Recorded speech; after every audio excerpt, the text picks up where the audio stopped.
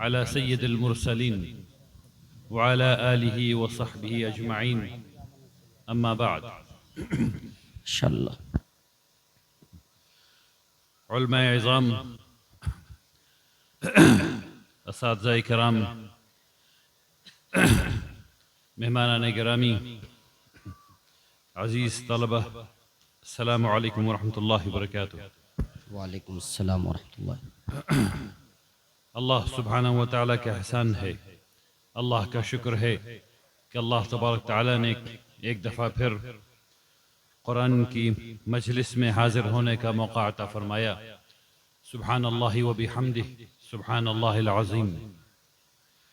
اللہ سبحانہ و تعالیٰ کی حمد و ثنا کے بعد میں بہت شکر گزار ہوں جناب مفتی محمد تنویر صاحب کا، جناب محمد قیصر صاحب کا، جناب محمد شکیل صاحب کا، جناب محمد مظفر صاحب کا، جناب محمد اسرار عالم صاحب کا، جناب اسجد عالم صاحب کا، جنہوں نے اس باوقار جلسے کو منعقد کیا، اس کا انتظام کیا. اللہ تبارک تعالیٰ آپ تمام لوگوں سے قبول فرمائے، آمین یا رب العالمین.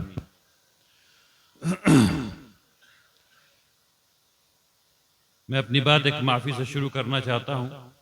بیچ بیچ میں گلا صاف کرتا رہوں گا کیونکہ کل سے طبیعت تھوڑی سی ناساز ہے اور گلا پھنسا ہوا ہے.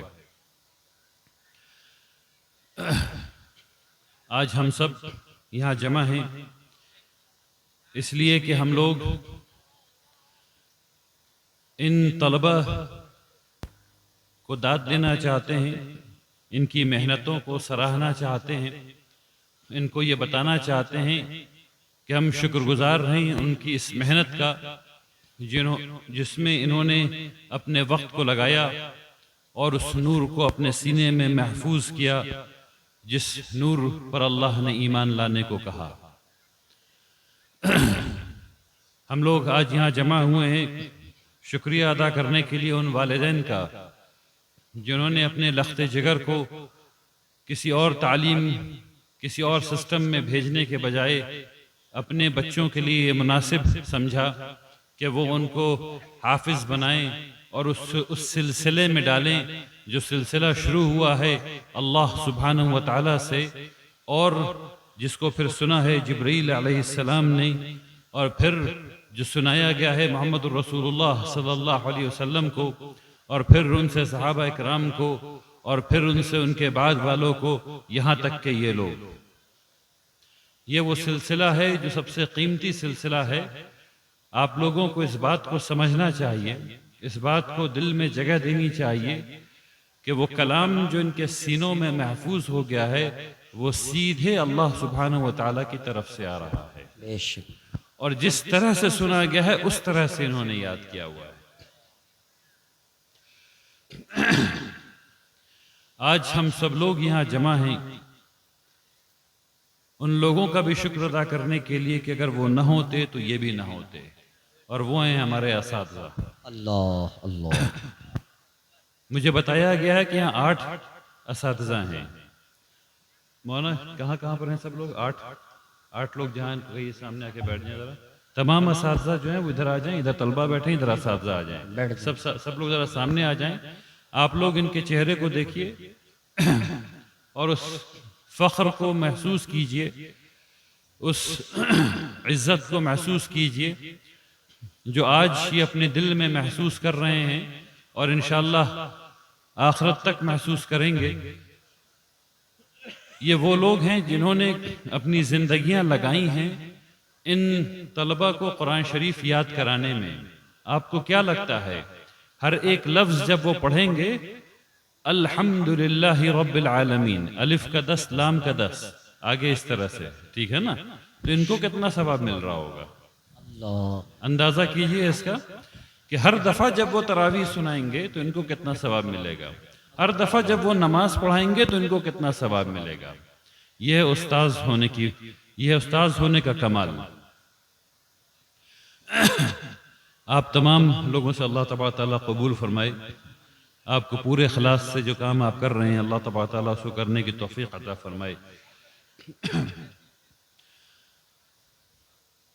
ٹھیک اسی کے ساتھ ساتھ ہم لوگ ان لوگوں کو نہیں بھول سکتے جو لوگ ہمیشہ پیچھے رہتے ہیں، وہ ہے منتظمین، وہ لوگ جو چندہ کرتے ہیں، وہ لوگ جو مدرسے کو چلاتے ہیں، جو پیچھے رہتے ہیں۔ اگر یہ لوگ بھی نہ ہوتے اور ان لوگوں نے پیسہ جمع نہیں کیا ہوتا، یہ لوگ آپ کے سامنے جاتے ہیں اور آپ سے مانگتے ہیں جا کر کے، اور پھر اسی پیسے کو لے کر کے آتے ہیں اور اس سے وہ کام کرتے ہیں جو آپ کے سامنے موجود ہیں۔ اس بات کو خوب سمجھ لیجئے کہ ہم لوگ جو پیسے دے رہے ہیں مدارس میں، وہ لینے والے پر احسان نہیں ہے کہ وہ مانگنے گیا آپ کے اوپر، اس کا احسان ہے کہ وہ آپ کے پاس گیا۔ اس بات کو خوب سمجھ لیجئے۔ وہ جو مولوی صاحب جاتے ہیں، جن کو آپ نیچی نگاہ سے دیکھ لیتے ہیں، نعوذ باللہ ثم نعوذ باللہ ثم نعوذ باللہ، جو آپ سے رسید کٹواتے ہیں اور پیسہ لے کر کے آتے ہیں، یہ ان کا احسان ہے کہ وہ آپ کے پاس گئے ہیں۔ ہونا تو یہ چاہیے تھا کہ آپ چپ چاپ سے مدرسے لا کے پیسہ دے دیتے، اصل ہونا یہ چاہیے تھا۔ یہ کیوں ہے کہ وہ لوگ جو قرآن پڑھ رہے ہیں، پڑھا رہے ہیں، جو خیر امت ہیں، وہ پیسہ بھی جا کے مانگیں گے۔ غلط بات۔ یہ بتاتا ہے کہ ہم لوگ پست کیوں ہیں، یہ بات بتاتی ہے کہ ہم لوگ پست کیوں ہیں۔ یہ نہیں ہونا چاہیے۔ ہم سب لوگوں کے اندر یہ جذبہ ہونا چاہیے کہ ہم لوگ اپنے عطیات، نوٹس کیجئے میں نے زکوٰۃ نہیں کہا، میں نے عطیات کہا ہے، اپنے عطیات خاموشی کے ساتھ لا کر کے مدرسے میں ڈال دیں۔ ہونا یہ چاہیے۔ اگر آپ واقعی اس پیسے سے، جس پیسے کو آپ مدرسے میں دے کر کے خوش ہو رہے ہیں، یہ چاہتے ہیں کہ اس کا اجر ادھر ملے، تو خاموشی سے لا کے ڈالیے، تب اس کا اجر ادھر ملنے والا ہے۔ اچھا، آج کی جو مجلس ہے وہ مجلس قرآن کے سلسلے میں ہے۔ یہ سمجھنا ضروری ہے کہ یہ کتاب کیا چیز ہے اور اس کتاب سے مسلمانوں کا کیا رشتہ ہے۔ اس کی پہلی خصوصیت تو میں نے آپ کے سامنے بیان کر دی۔ یہ وہ کلام ہے جو سیدھے اللہ سبحانہ و تعالیٰ کی طرف سے چلا ہے، جو ان بچوں تک پہنچا ہے۔ یہ وہ سب سے پہلی بات ہے۔ اس کے وزن کو تھوڑا محسوس کیجئے۔ اللہ سبحانہ و تعالیٰ نے جبریل علیہ السلام سے کچھ کہا ہے، انہوں نے محمد الرسول اللہ صلی اللہ علیہ وسلم سے کچھ کہا ہے، محمد الرسول اللہ صلی اللہ علیہ وسلم نے اس کی تلاوت کی ہے، صحابہ اکرام نے سنا ہے، صحابہ اکرام سے چلتے ہوئے ان تک پہنچا ہے۔ اس وزن کو محسوس کیجئے۔ طلبہ جو آج فارغ ہو رہے ہیں، میں ان سے کہتا ہوں آپ بھی اس وزن کو محسوس کیجئے۔ آپ لوگوں نے نور کو تو محفوظ کر لیا ہے، اب اس کی خدمت کا وقت ہے۔ یہ وہ کتاب ہے جو رہتی دنیا تک معجزہ ہے۔ معجزہ کیا ہوتا ہے میرے بھائیوں؟ اس کو سمجھنے کی کوشش کیجئے۔ جب اللہ سبحانہ و تعالیٰ فطرت کے قانون کو توڑ دیتے ہیں تب معجزہ ہوتا ہے۔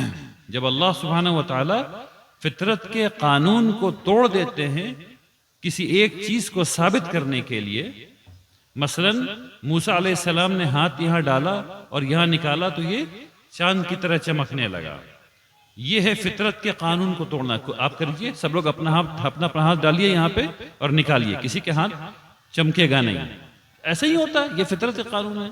لیکن موسیٰ علیہ السلام نے جب نکالا تو کیا ہوا؟ چمک رہا تھا۔ عیسیٰ علیہ السلام کو اللہ تبارک تعالیٰ نے کیا معجزہ دیا؟ ایک لمحے کے لیے ایک آدمی جو مرا ہوا تھا اس کو زندہ کیا، پھر وہ ختم ہو گیا۔ اس طریقے سے اللہ تبارک تعالیٰ نے تمام انبیاء کو معجزے عطا فرمائے۔ رسول اللہ صلی اللہ علیہ وسلم کو بھی کئی معجزے دیے گئے، اور سب سے وہ معجزہ جو آخرت تک رہنا ہے وہ قرآن ہے۔ یہ معجزہ کیسے، اس کو سمجھنا ضروری ہے۔ اس کو کئی طریقے سے سمجھایا جا سکتا ہے، لیکن وقت کی کمی کی وجہ سے اور اپنی طبیعت کی وجہ سے میں صرف 2-3 چیزیں آپ کے سامنے رکھنا چاہتا ہوں۔ قرآن جس معاشرے میں نازل ہو رہا ہے اس معاشرے میں لوگ کم پڑھے لکھے ہیں، اکثر لوگ امی ہیں، مطلب ان کو لکھنا نہیں آتا، ان کو پڑھنا نہیں آتا، لیکن اکثر لوگوں کے پاس بے پناہ عمدہ کلام ہے، ان کی زبان بہت تیز ہے، ان کی زبان پہ شاعری ہے، ان کی زبان بہت خوبصورت بھی ہے. کوئی بات نہیں، کوئی بات نہیں. ایسے معاشرے میں ایک کتاب نازل ہو رہی ہے اور رسول اللہ صلی اللہ علیہ وسلم لوگوں کے پاس گئے ہیں اور کہہ رہے ہیں کہ میرے اوپر یہ کتاب نازل ہو رہی ہے، اس پر ایمان لاؤ. تھوڑا سا سوچئے تھوڑی دیر کے لیے. کل کو آپ کے پاس کوئی آدمی آئے، چاہے وہ صادق اور امین ہی کیوں نہ ہو. رسول اللہ صلی اللہ علیہ وسلم صادق اور امین تھے، معروف تھے، سب کو پتا تھا کہ آدمی جھوٹ نہیں بولتا. سب کو پتا نا یہ بات اس جلسے میں. رسول اللہ صلی اللہ علیہ وسلم ہمیشہ سے معروف تھے کہ یہ آدمی صادق ہے، جھوٹ نہیں بولتا، یہ آدمی امین، صادق اور امین، سب کو پتا تھا. لیکن ویسا کوئی آدمی آج کے زمانے میں بھی ہو جائے اور آپ کے پاس آ کر کے کہے کہ میرے پاس ایک کتاب نازل ہو رہی ہے، یقین کر لیجئے گا، آپ کر لیجئے گا. تو وہ معاشرہ جس کے پاس زبان ہے وہ کیسے کر لے گا؟ وہ کیا کہہ رہا ہے؟ وہ کہہ رہا ہے کہ ہم تو تم سے اچھا بول لیں گے. بھائی اللہ اکبر. کیا تم کیا بولتے ہو؟ ہم تو تم سے اچھا بول لیں گے. تم نے تو آج تک کبھی شاعری نہیں کی، تمہارے بارے میں تو مشہور ہے کہ تمہارے پاس کلام نہیں ہے. ٹھیک ہے نا؟ تم تو شاعری کرتے ہی نہیں ہو، تم تو جانتے ہی نہیں ہو کہ شاعری کیا چیز ہوتی ہے. تب اللہ سبحانہ و تعالیٰ نے کہا ہاں ٹھیک. اور یہ بات ہے جو قرآن کو معجزہ بناتی ہے. اس کو غور سے سنیے. بات کیا آئی؟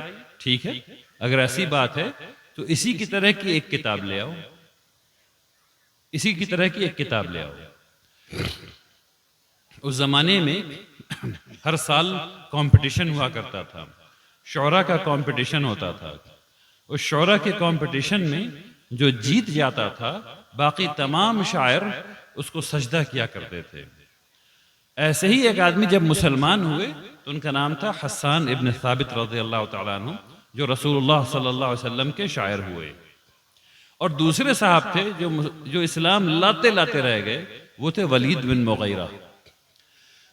ولید بن مغیرہ سے لوگوں نے کہا تم تو اتنے بڑے شاعر ہو، تم کو لوگوں نے سجدہ کیا ہوا ہے، تم اس کتاب کا جواب دے دو. تو ولید بن مغیرہ نے کیا کہا؟ ولید بن مغیرہ نے کہا خدا کی قسم میں مجھ سے زیادہ شاعری میں تم میں سے کوئی نہیں ہے، مجھ سے زیادہ نثر میں تم میں سے کوئی نہیں ہے، لیکن جو محمد چیز لے کر کے آ رہے ہیں تو بالکل مختلف ہے. اس کو تو کاپی ہی نہیں کیا جا سکتا، سبحان اللہ. اس میں کچھ جوڑا ہی نہیں جا سکتا، اس میں کچھ گھٹایا ہی نہیں جا سکتا، ہر ایک لفظ موتی کی طرح ہے. تو اللہ تبارک تعالیٰ نے پھر اس کو کہا ٹھیک ہے ایسا کر لو کہ تم کتاب نہیں لا سکتے تو 10 صورتیں لے آؤ. وہ چیلنج بھی آج تک پینڈنگ ہے، نہیں ہو سکا. پھر اللہ سبحانہ و تعالیٰ نے کہا ٹھیک ہے ایسا کر لو کہ ایک ہی صورت لے آؤ، یعنی 3 آیت لے آؤ. اللہ. وہ وقت ہے 1446 سال ہو گئے ہیں، پورے کمپیوٹر کے ساتھ تمام یونیورسٹیز میں جہاں عربی پڑھائی جا رہی ہے، خاص کر کے اسرائیل وغیرہ میں ہر سال لوگ اس بات کی کوشش کرتے ہیں کہ قرآن شریف کی طرح کی کوئی چیز لکھ لی جائے اور مسلمانوں کے سامنے پیش کر دیا جائے، اور ہر سال منہ کی کھاتے ہیں. آج بھی آپ تل اویو یونیورسٹی کے ویب سائٹ پر جائیں گے تو آپ کو قرآن نما کچھ چیز ملے گی اس کے ویب سائٹ پہ. ان کا کلیم یہ ہوگا کہ یہ قرآن کی طرح ہے، ہم نے قرآن کو ہرا دیا ہے، اور ہر سال وہ منہ کی کھاتے ہیں، ہر سال. تو یہ وہ معجزہ ہے جو آپ کے ہاتھ میں ہے، یہ وہ معجزہ ہے جو ہدایت ہے. اگر ہم لوگ پڑھ لیں اور ہم لوگ سیکھ لیں. قرآن پر ایمان لانا ضروری ہے، فرض ہے.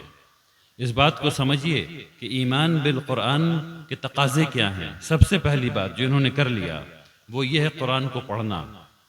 بہت سے لوگ ہم میں سے ایسے ہیں جو کہتے ہیں قرآن کو پڑھو اور سمجھو مت. بہت سے لوگ ایسے ہیں جو کہتے ہیں قرآن صرف سمجھو، پڑھنے کی ضرورت نہیں ہے. اور یہ دونوں ہی غلط باتیں ہیں. قرآن کو پڑھنا بھی ہے اور قرآن کو سمجھنا بھی ہے، یہ دونوں الگ الگ باتیں نہیں ہیں. اللہ تبارک تعالیٰ قرآن میں فرماتے ہیں کہ تدبر کرو قرآن پہ، تدبر کرو قرآن پہ. کیا تمہارے یعنی تدبر نہیں کرنے والوں کو قرآن کا اللہ تبارک تعالیٰ کہتے ہیں کیا تمہارے دلوں پر تالے لگے ہوئے ہیں؟ کیا تمہارے دلوں پر تالے لگے ہوئے ہیں جو قرآن پہ تدبر نہیں کرتے؟ تو اب وہ لوگ جنہوں نے قرآن کو پڑھ لیا ہے یا پڑھ رہے ہیں، یہ ضروری ہے کہ اب وہ قرآن کو سمجھیں. اور سمجھنے کے بعد یہ ضروری ہے کہ وہ قرآن جس بات کی تلقین کر رہا ہے، قرآن جو ہم سے چاہ رہا ہے، اس کو پورا کیا جائے، قرآن پر عمل کیا جائے. اور اس کے ساتھ ساتھ، اور اس بات کو غور سے سنیے، غور سے سنیے، اس کے ساتھ ساتھ قرآن دوسروں کو بتایا بھی جائے۔ ہم لوگوں کو پتہ نہیں کیا ہو گیا، ہمارے پڑوسی 100 سال تک پڑوسی رہتے ہیں، لیکن ہم لوگ ان کو بتاتے نہیں کہ یہ اللہ کی کتاب ہے، اس میں اللہ سبحانہ و تعالیٰ ان کے بارے میں کیا کہہ رہے ہیں، میرے بارے میں کیا کہہ رہے ہیں، کیونکہ ہم لوگوں نے قرآن کو چھوڑ رکھا ہے۔ میرے بھائیوں، قرآن کو چھوڑیے مت، قرآن کو چھوڑیے مت۔ آپ میں سے بہت سے لوگ یہاں موجود ہیں، آپ لوگوں سے ایک اور بات کہتا ہوں جو آپ لوگوں کو مشکل لگے گی سمجھنے میں۔ قرآن کو عربی میں نازل کیا گیا، اصل قرآن کو سمجھنے کا سمجھنے کی جو چیز ہے وہ عربی میں ہی ہے۔ اب آپ لوگ کہیں گے کہ یہ آدمی کیسی بات کر رہا ہے، پھر کہہ رہا ہے اب عربی سیکھو۔ ہاں، میں یہی کہہ رہا ہوں، عربی سیکھیے۔ کیوں سیکھیے؟ کیونکہ اللہ سبحانہ و تعالیٰ نے یہ کلام عربی میں نازل کیا ہے۔ کیوں سیکھیے؟ کیونکہ وہ شخص جس کی محبت کا دم میں بھرتا ہوں اور آپ بھرتے ہیں، یعنی کہ محمد الرسول اللہ صلی اللہ علیہ وسلم، کہیے صلی اللہ علیہ وسلم، جب بھی نام لیا جاتا ہے محمد کا صلی اللہ علیہ وسلم تو فوراً کہتے ہیں صلی اللہ علیہ وسلم، ٹھیک ہے نا؟ تو یہ جب ہم لوگ دم بھرتے ہیں محمد الرسول اللہ صلی اللہ علیہ وسلم سے محبت کا، تو اب ہم پہ یہ ضروری ہے کہ ان کی زبان بھی سیکھیں۔ ان کی زبان کو سیکھے بغیر قرآن کا مزہ اٹھانا تقریباً ناممکن ہے۔ اس بات کو سمجھیے، ترجمہ تو آپ ضرور پڑھ لیجئے گا اور اس سے موٹی موٹی بات بھی سمجھ میں آ جانی ہے، لیکن اللہ سبحانہ و تعالیٰ نے جس آہنگ میں اس کو اتارا ہے، اللہ تبارک تعالیٰ نے جس طریقے سے ہم کو بتایا ہے، وہ طریقہ آپ کو کسی اور زبان میں نہیں ملنے والا۔ اور قرآن اصل میں صرف عربی میں ہے، ترجمہ جو ہے وہ قرآن نہیں ہے، چاہے وہ اردو ترجمہ ہو چاہے وہ انگریزی ترجمہ ہو، وہ قرآن نہیں ہے، اس بات کو سمجھیے۔ تو آپ میں سے سب لوگوں کی یہ ضرورت ہے، ہم میں سے سب لوگوں کی یہ ضرورت ہے کہ ہم لوگ اپنے اپنی مسجد کے امام صاحب کے پاس جائیں اور ان سے کہیں کہ مجھے عربی سکھائیے۔ اور میں یہ نہیں کہہ رہا کہ آپ عربی میں علامہ ہو جائیے گا، میں یہ کہہ رہا ہوں کہ آپ عربی کے 5 لفظ سیکھ لیجئے گا تو آپ کا بیٹا جو ہے وہ عربی کی کتاب پڑھے گا انشاءاللہ، اور پوتا جو ہے وہ قرآن فراٹے سے پڑھے گا اور سمجھے گا عربی میں۔ لیکن شروعات آپ کو کرنی ہے۔ میں سارے بوڑھے لوگوں سے کہہ رہا ہوں، آپ لوگوں کو یہ ہمت کرنی ہوگی، اپنے اندر کے خوف کو، اپنے اندر کی وہ جو ایک کجی ہوتی کہ میں کیسے پڑھنے جاؤں اس عمر میں، اس کو دور کر کے مسجد آئیے اور اپنے امام صاحب سے کہیے کہ میں اپنی اس عمر کے باوجود آیا ہوں آپ سے سیکھنے کے لیے۔ اگر آپ ایسا کریں گے تو آپ دوسروں پر، نوجوانوں کی مدد کریں گے۔ امریکہ میں جب عربی کی کلاس میں بہت شروع کی بات بتا رہا ہوں، میں نے جب مسجد میں جا کے کہا کہ مجھے عربی سیکھنا ہے، اور جب وہاں میں کلاسز چلتی تھی، وہاں انرول ہوا عربی سیکھنے کے لیے، تو وہاں ایک 80 سال کے آدمی آتے تھے، ان کو کچھ سمجھ میں نہیں آتا تھا، وہ بس آگے بیٹھ جاتے تھے، افغانی تھے، لیکن پابندی کے ساتھ آتے تھے۔ دوستی ہو گئی، دوستی مطلب یہ کہ جو احترام کا جو رشتہ ہے وہ قائم ہو گیا۔ میں نے ان سے پوچھا کہ آپ کیوں آتے ہیں؟ انہوں نے کہا کہ تاکہ تم لوگ آتے رہو، تاکہ تم لوگ آتے رہو۔ 80 سال کے آدمی وہ آ رہے ہیں عربی سیکھنے کے لیے، قاعدہ وغیرہ کچھ سمجھ میں نہیں آ رہا ہے، لیکن باقاعدگی سے آ رہے ہیں۔ دوسری بینچ پر بیٹھتے تھے، دائیں جانب انتقال ہو گیا، اللہ تبارک تعالیٰ رحم فرمائے، اللہ مغفرت فرمائے۔ کہا کیا انہوں نے؟ اس لیے کہ تاکہ تم لوگ آتے رہو، نوجوان آتے رہیں، کیونکہ ایک بوڑھا موجود ہے تو نوجوان بھی جائیں گے۔ تو میں تمام بوڑھوں سے کہہ رہا ہوں، چاہے سمجھ میں آئے چاہے نہیں سمجھ میں آئے، مسجد میں عربی کی درسگاہوں کو قائم کیجئے، وہاں جائیے، چاہے وہ عصر کے بعد ہو، ظہر کے بعد ہو، مغرب کے بعد ہو، عشاء کے بعد ہو، عشاء سے پہلے ہو، فجر کے بعد ہو، جب بھی ہو ضرور جائیے اور عربی سیکھیے، تاکہ آپ کے بیٹے اور پوتے عربی سیکھ سکیں انشاءاللہ۔ قرآن کے معجزے کے سلسلے میں بہت باتیں کی جا سکتی ہیں، لیکن اب انشاءاللہ اس موضوع کو چھوڑتا ہوں اور آگے بڑھتا ہوں۔ وقف کے سلسلے میں بات کرنا ضروری ہے۔ وقف کیا چیز ہے اس کو سمجھیے۔ اسلام میں کئی قسم کا صدقہ ہے، وقف صدقہ ہے۔ رسول اللہ صلی اللہ علیہ وسلم نے وقف کے لیے جو الفاظ استعمال کیے ہیں وہ صدقے کے ہیں۔ رسول اللہ صلی اللہ علیہ وسلم نے کہا کہ یہ وہ صدقہ ہے جو نہ بیچا جا سکے گا، نہ اس میں وراثت قائم ہوگی، اور نہ ہی یہ تحفے میں دیا جا سکے گا۔ اس کا کیا مطلب ہوتا ہے؟ اس کا مطلب یہ ہوتا ہے کہ جب آپ اپنی زمین یا مکان یا کسی بھی قسم کی جائیداد لوگوں کو بتا دیتے ہیں کہ اچھا بھئی یہ والا یہاں سے یہاں تک یہ اس کی چوہدی ہے، یہ میں وقف کرتا ہوں اللہ کی راہ میں، اس کا مطلب یہ ہوا کہ جس دم آپ نے یہ کہا کہ میں اس کو وقف کرتا ہوں، اس کا مطلب یہ ہے کہ آپ نے اللہ سبحانہ و تعالیٰ سے ایک معاہدہ کیا کہ یا اللہ میں آپ کی رضا کو حاصل کرنے کے لیے اپنی جائیداد میں سے یہ چیز نکال کر آپ کی ملکیت میں دے رہا ہوں، اور اب اس کے بعد اس ملکیت میں نہ یہ جو جائیداد ہے، یہ جو زمین ہے، اب یہ جائیداد یہ زمین نہ بیچی جا سکے گی، نہ اس میں میرے وارثین کا کوئی حق ہوگا، اور نہ ہی اس کو میں خود تحفے میں دے سکوں گا۔ اب اس کے کہنے کے بعد اس زمین، اس جائیداد، اس مکان میں سے جس آدمی نے دیا ہے وہ بھی 1 انچ کی کوئی چیز واپس نہیں لے سکتا، بات ختم ہو گئی۔ اب اس میں ایک متولی صاحب آئیں گے، اور متولی صاحب کا کام صرف اتنا ہے کہ وہ اس جائیداد سے جو واقف، یعنی جس نے اس کو وقف کیا ہے، اس نے ایک منشا کی تھی۔ مثلا منشا یہ ہو سکتی ہے کہ اس جگہ پر یتیم خانہ بنے گا، تو اب اس جگہ پہ یتیم خانہ ہی بنے گا، اس جگہ پہ کچھ اور نہیں ہو سکتا، یتیم خانہ ہی بنے گا۔ مثلا اس نے یہ کہا کہ اس جگہ پہ دھان اگایا جائے گا یا کچھ چیز اگائی جائے گی، اور اس کا جو دانہ ہوگا وہ چڑیا کو کھلایا جائے گا، تو اب وہ چڑیا کو ہی کھلایا جائے گا۔ یعنی اسلام میں واقف کی منشا کی بے پناہ بڑی اہمیت ہے، واقف کی منشا کی بے پناہ بڑی اہمیت ہے، اس کی منشا تبدیل نہیں کی جا سکتی، اب سوائے اس کے کہ وہ منشا کو حاصل کرنا ناممکن ہو جائے۔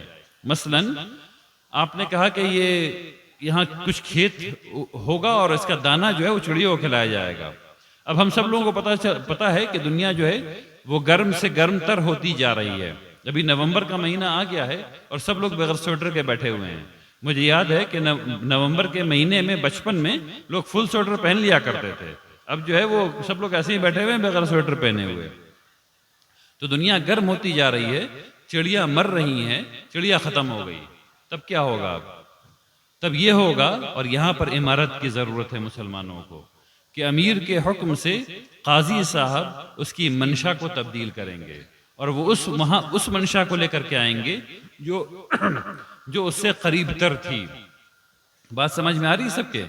منشا کو تبدیل ایسے نہیں کیا جا سکتا کہ 3 نسل گزر گئی تو آپ نے کہا کہ یہ جو وقف ہے اس پہ یہ والا کام کر لو، نہیں، ایسے نہیں ہوتا، کام وہی ہوگا جو منشا کا تھا۔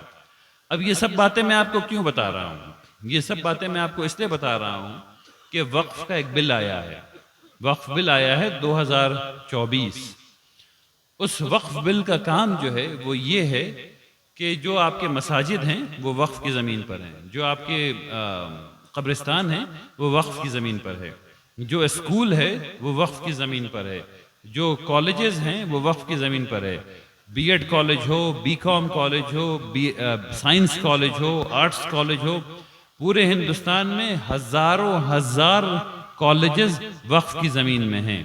پورے ہندوستان میں لاکھوں اسکول وقف کی زمین پر ہوں گے، جو C B S E school ہوں گے اور آئی سی ایس سی اسکول ہوں گے اور انگریزی اسکول ہوں گے، اور وقف کی زمین پر چاپاکل بھی ہے، اور وقف کی زمین پر سرائے بھی ہے، اور وقف کی زمین پر مسجد بھی ہے، اور وقف کی زمین پر قبرستان بھی ہے۔ جو نیا بل آ رہا ہے وہ جو کرنا چاہتا ہے، جو وکلا نے ہم لوگوں کو سمجھایا ہے، وہ یہ ہے کہ وہ آہستہ آہستہ یہ تمام جو جائیداد ہے اس کا کنٹرول سینٹر کی حکومت کو دے دینا چاہتا ہے۔ آپ کے پاس نہیں رہے گا، متولی کے پاس نہیں رہے گا، وہ آہستہ آہستہ یہ تمام چیز آپ کے ہاتھ سے نکال کر کے سینٹر کی حکومت کو دے دینا چاہتی ہیں۔ اس کے ساتھ ساتھ جو یہ کام کرنا چاہتا ہے یہ بل، وہ یہ کہ آپ کو آپ کے وقف کی جائیداد سے محروم کر دینا چاہتا ہے۔ کیسے محروم کرنا چاہتا ہے یہ میں انشاءاللہ تھوڑی دیر میں بتاتا ہوں۔ آپ کو جو آپ کے وقف کرنے کا حق ہے اس کو محدود کر دینا چاہتا ہے۔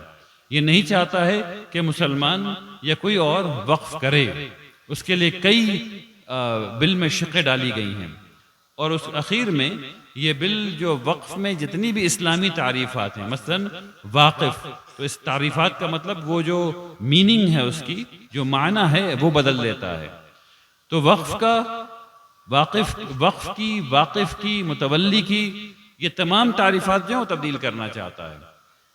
اس بات کو سمجھیے اگر یہ بل آ گیا تو جتنی بھی آپ کی وقف کی جائیداد ہے وہ چند سالوں میں ختم ہو جانے والی ہے. اس کا سب سے بڑا کیا نقصان ہے، اس بات کو بس ایک جملے میں سمجھ لیجئے. سب سے بڑا نقصان یہ ہے اس کا، وہ یہ کہ آپ کو اپنی قبر آنے والے وقت میں خریدنا پڑے گی. آپ میں سے کتنے لوگ قبر بھی خرید رہے ہیں؟ ذرا بتائیے تو ہاتھ اٹھا کر کے. کسی نے آج تک قبر خریدا ہے؟ اپنے والدین کے لیے کسی نے قبر خریدا آج تک؟ ہندوستان میں الحمدللہ رب العالمین مسلمانوں نے اتنا وقف کیا ہے قبرستان کے لیے اور مختلف چیزوں کے لیے کہ کسی کو زمین خریدنا نہیں پڑتا. لیکن یورپ میں، امریکہ میں خود کی قبر خریدنی پڑتی ہے اور بچوں کو دکھانا پڑتا ہے کہ یہ میری 3x6 میری قبر یہاں پہ بنے گی، اور بہت پیسہ لگتا ہے.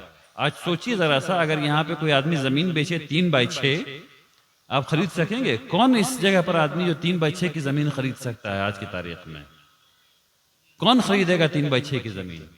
لیکن یہ بل کے آنے کے بعد جو ہونا ہے وہ یہی ہونا ہے کہ لوگ اس کے بعد اس کو بزنس بنائیں گے.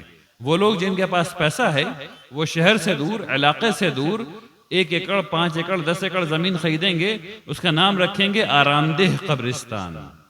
نام کیا ہوگا اس کا؟ آرام دہ قبرستان.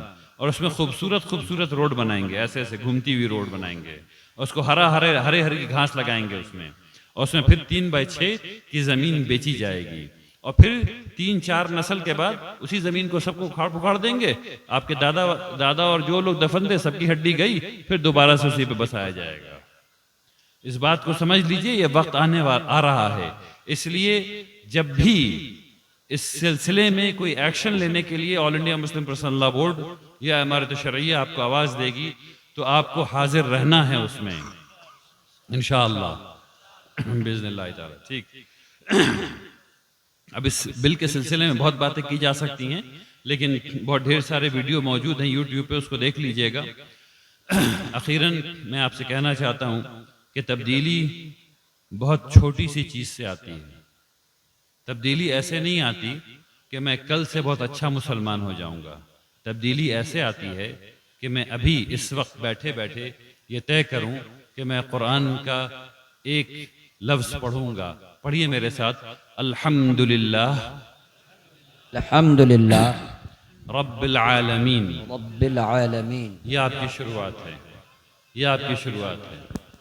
یہاں سے آپ کو شروع کر لینا ہے، اور آہستہ آہستہ چاہے ہر روز ایک آیت ہو، آدھی آیت ہو، جیسا بھی دل کرے جو جس لیول پر ہے. اب آدھی آیت نہیں پڑھنی چاہیے کبھی بھی، سمجھانے کے لیے کہہ رہا ہوں میں. جیسا جو دل کرے اس ایک آیت کو کم سے کم پڑھیے. جو ایک پیج پڑھ سکتے ہیں وہ ایک پیج پڑھیں. صرف 5 منٹ لگائیے قرآن میں ہر روز. جو لوگ عربی میں قرآن نہیں پڑھ سکتے ہیں اور اردو جانتے ہیں وہ اردو میں قرآن پڑھیں، ترجمہ پڑھیں. جو لوگ کسی اور ہندی جانتے ہیں اور ہندی کا ترجمہ پڑھ سکتے ہیں وہ ہندی کا ترجمہ پڑھیں. آپ تمام لوگ، میں گزارش کرتا ہوں آپ تمام لوگوں سے کہ عربی سیکھیے.